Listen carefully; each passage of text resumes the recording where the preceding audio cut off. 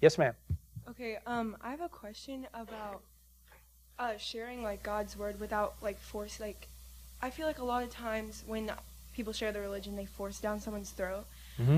So like, how would you share like Christianity with an atheist that doesn't want to hear about it? Well, that doesn't want to hear about it, that's the problem. Here's a question I ask anybody who's not a Christian, especially if we've been going back and forth a little bit, and I notice some resistance. And maybe this is a question, Faith, you can ask your friend too. The question is, if Christianity were true, would you become a Christian? I've had atheists stand at that microphone in front of hundreds of people on a college campus. I asked that question, if Christianity were true, would you become a Christian? And the atheist will say, no! Wait a minute. I thought you claimed to be reasonable. And yet, I ask you if something were true, would you believe it? You say no. How's that reasonable? How's that rational? It's not. The problem isn't here. The problem's here. They don't want it to be true. Now, there could be a number of reasons for this.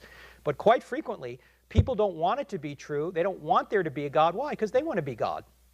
They want to be God of their own lives. They don't want anybody telling them what to do. And they think God's going to tell them what to do and get in the way of their fun. Well, if it's a choice between God and fun, guess who wins?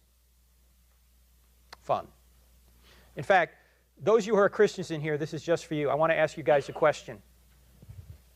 Here's the question. I want you to think of somebody you know who's not a Christian whom you'd like to be a Christian. Everybody got somebody intellectually? Friend, relative, whoever it is. Okay, here's the question.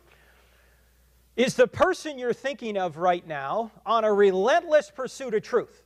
They want to know if Christianity is true. Or are they apathetic or maybe even hostile to the Christian message? How many people in here say the person I'm thinking of is on a relentless pursuit of truth? They want to know. Crickets. Nobody. I saw a half-hearted half hand over here. How many people say the person I'm thinking of is apathetic or hostile? Yeah, look around the room. It's the same everywhere. We were just in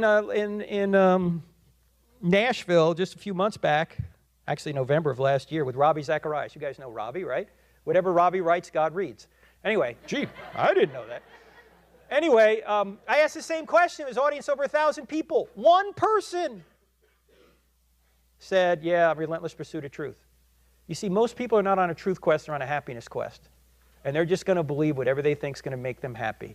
So what you do is you ask them if Christianity were true, would you become a Christian?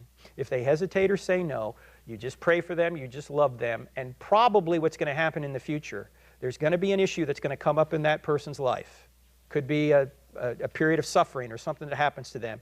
Your phone is going to ring and that person's going to be on the other end. Because they're not going to call their atheist buddy when things are down. What's the atheist going to say? Hey, this stuff just happens. There's no rhyme or reason to anything, right?